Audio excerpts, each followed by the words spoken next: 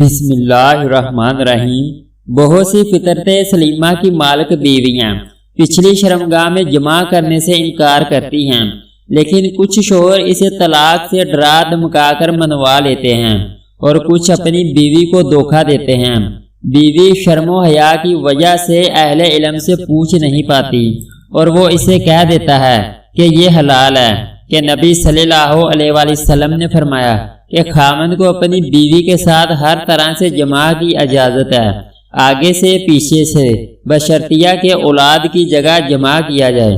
اور یہ بات سب کو معلوم ہے کہ پچھلی شرمگاہ پاخانے کی جگہ ہے، اولاد کی جگہ نہیں ہے۔ اس جرم کا کچھ لوگوں میں سبب یہ ہوتا ہے کہ وہ شادی کے پاک بندھن میں جاہلی اور غیر فطری طریقوں کو داخل کر دیتے ہیں، یا اس کی وجہ ذہن میں گندی فلموں کے مناظر ہوتے ہیں، حالانکہ انہیں ان سب گناہوں سے توبہ کی ضرورت ہے۔ یہ بات بھی ذہن نشین رہے کہ یہ کام سراسر حرام ہے، چاہے میاں بیوی دونوں یہ کام کرنے پر راضی بھی ہوں، اس لیے کہ ان دونوں کی رضامندی حرام کام کو حلال نہیں بنا سکتی۔ علامہ شمس الدین رحمہ اللہ نے اس فعل کی حرمت کے بارے میں کچھ حکمتیں اپنی کتاب زاد المعاد میں ذکر کی ہیں۔ آپ کہتے ہیں دوبر میں جماع کسی نبی کی شریعت میں جائز نہیں ہوا، اور اگر اللہ تعالیٰ نے فرج آگے والی شرمگاہ میں حیض کی حالت میں جماع صرف اس لیے حرام کیا ہے کہ عارضی طور پر یہ گندگی ہوتی ہے، تو اس کے بارے میں کیا خیال ہے جو ہمیشہ ہی گندگی کی جگہ ہے؟ بلکہ اس میں نقصان بھی ہے کہ اس فعل سے نئی نسل پیدا نہیں ہوگی، اور یہ بھی ممکن ہے کہ لوگ خواتین کی دوبر سے آگے چلتے ہوئے بچوں کے ساتھ بھی غیر فطری کام شروع کر دیں۔ عورت کا بھی اپنے خاوند پر حق ہوتا ہے، اور دوبر میں جماع سے اس کی حق تلفی ہوتی ہے، جس سے عورت کی شہوت پوری نہیں ہوتی اور اس کا مقصود بھی حاصل نہیں ہوتا۔ دوبر کو اللہ تعالیٰ نے جماع کے لیے نہیں بنایا اور نہ ہی اسے اس کام کے لیے تیار کیا ہے، فرج ہی جماع کے لیے پیدا کی گئی ہے۔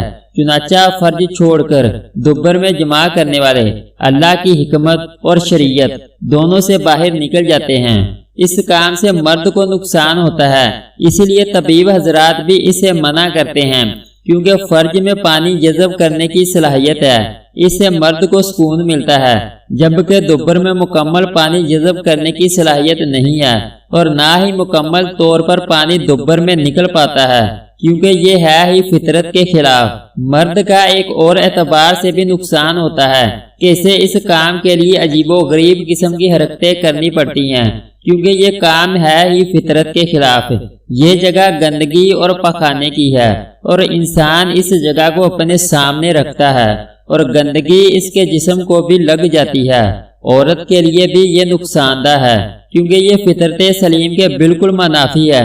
یہ کام کرنے والے اور کروانے والے کے مزاج میں ایسی تبدیلی آتی ہے جس کی اصلاح ممکن نہیں۔ اگر توبہ کر لے تو شاید اللہ اس کی اصلاح فرما دے۔ یہ کام لعنت کا موجب اور اللہ کی ناراضگی کا سبب ہے، جس سے اللہ کی نعمتیں زائل اور بندہ عذاب کا مستحق ٹھہرتا ہے۔ اللہ تعالیٰ ایسا کام کرنے والے سے اعراض فرما لے گا اور اس کی طرف رحمت کی نظر سے نہیں دیکھے گا۔ ذرا سوچیں، اس کے بعد اسے کس خیر کی امید ہو سکتی ہے اور کس طرح تکالیف سے بچ سکتا ہے؟ انسان کی زندگی کیسی ہوگی جبکہ اللہ کی لعنت اس پر برستی ہو اور اللہ تعالیٰ اس کی طرف رحمت کی نگاہ سے نہ دیکھے۔ اس کام سے حیا مکمل طور پر رخصت ہو جاتا ہے، حالانکہ دل کی زندگی حیا سے ہی ہے۔ اگر دل سے حیا ہی مٹ جائے تو گناہوں کو بھی انسان اچھا سمجھنے لگتا ہے اور اچھی چیزوں کو برا جاننے لگتا ہے۔ یہاں آ کر برائی اس پر مکمل حاوی ہو جاتی ہے۔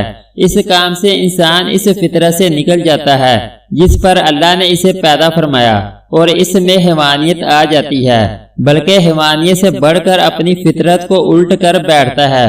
اور جب فطرت ہی الٹ جائے تو دل، اس کے کام اور چال چلن سب الٹا ہو جاتا ہے، اس لیے بری چیزیں اسے اچھی لگنے لگتی ہیں۔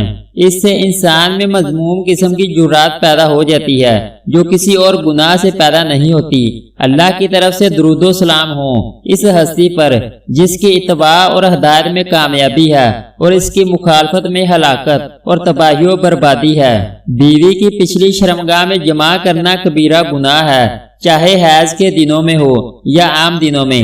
نبی صلی اللہ علیہ وآلہ وسلم نے ایسا کام کرنے والے پر لعنت کی ہے اور فرمایا ایسا شخص ملعون ہے جو عورت کی پچھلی شرمگاہ میں جماع کرتا ہے۔